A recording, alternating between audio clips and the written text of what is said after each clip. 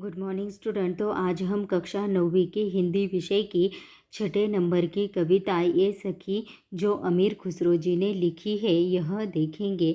तो इस कविता में अमीर खुसरो के परिचय के बारे में अगर हम देखेंगे तो यह अबुल हसन यमीनुद्दीन खुसरो जनसाधारण में अमीर खुसरो के नाम से, जनसाधारण मतलब लोगों के बीच में, वह अमीर खुसरो के नाम से क्या है प्रसिद्ध है या जाने जाते हैं। और वह ऐसे कवि है या ऐसे व्यक्ति है जिन्होंने हिंदी, हिंदवी, फारसी इन तीनों भाषाओं में एक साथ क्या किया है, लेखन किया है।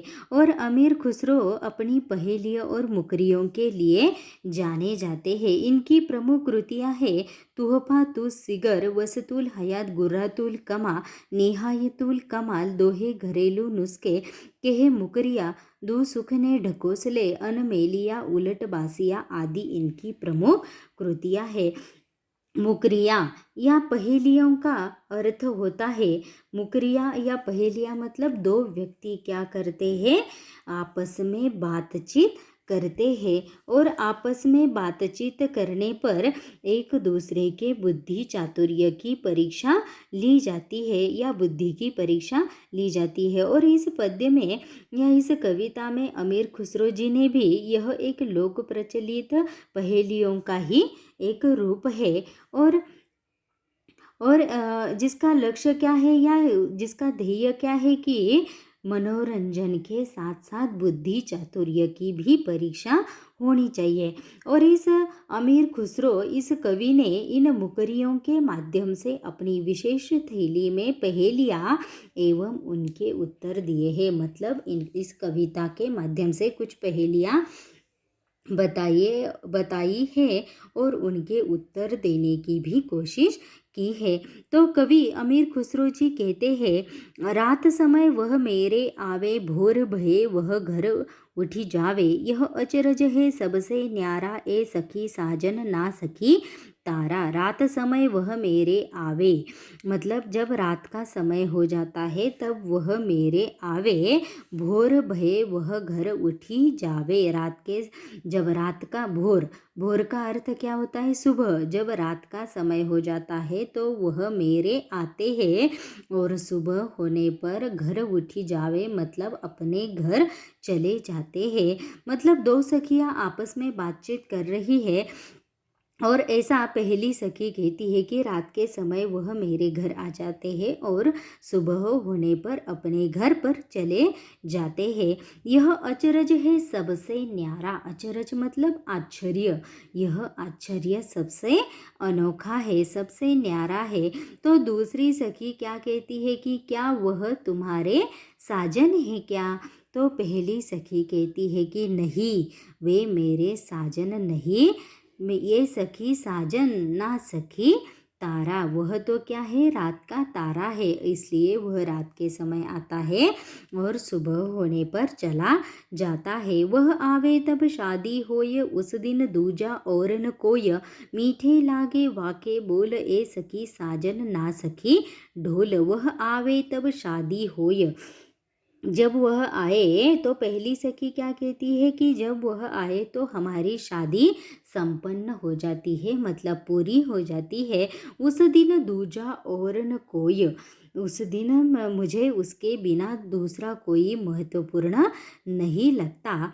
मीठे लागे वाके, वाके मतलब उसके, मीठे लागे वाके बोल, उसके बोल, उसकी वाणी, उसकी मिठास, बोलने की जो मिठास है वह मुझे कैसी लगती है, अच्छी लगती है। तो ऐसा पहली सखी कहती है। तो दूसरी सखी कहती है कि वह मधुरता, वह मिठास तुम्हारे साजन की है क्या? तो पहली सखी उत्तर देती है, ए सखी साजन ना सखी ढोल। मतलब वह शर्माते हुए कहती है कि वह साजन की बात नहीं कर रही, वह तो किसकी बात कर रही है, ढोल की बात कर रही है। जब मांगू तब जल भरी लावे, मेरे मन की तपन बुझावे, मन का भारी तणका छोटा, ए सखी साजन ना सखी लोटा। मतलब दो सखियां आपस में बातचीत कर रही है। तो यहाँ पर जब मांगू तब जल भरी लावे, जब मांगो तब जल भरी लावे। मतलब पहली सखी कहती है कि जब मुझे प्यास लगती है और जब मेरा पानी पीने का मन होता है तो अब वह क्या करता है, तुरंत ही मुझे जल भरी लावे, मतलब पानी पीने को दे दे और मेरे मन की क्या कर दे, तपन बुझावे, आग बुझावे। और मन का भारी तन का छोटा, मन का भारी तन का छोटा, मतलब मन का, वह मन का कैसा है, भारी मतलब बिल्कुल बड़ा है, उसका मन बहुत ही विशाल है, बहुत ही बड़ा है, परंतु वह शरीर से, तन से छोटा है। ए सखी साजन ना सखी लोटा। और पहली सखी को ऐसा कहने पर दूसरी सखी पूछती है कि तब तुम किसकी बात कर रही हो, किसका तन छोटा है, किसका मन बड़ा है। तो वह कहती है कि मैं मेरे साजन की बात नहीं कर रही हूँ, मैं तो उस लोटे की बात कर रही हूँ, उस कलश की बात कर रही हूँ जिसमें हम क्या करते हैं, पानी पीते हैं।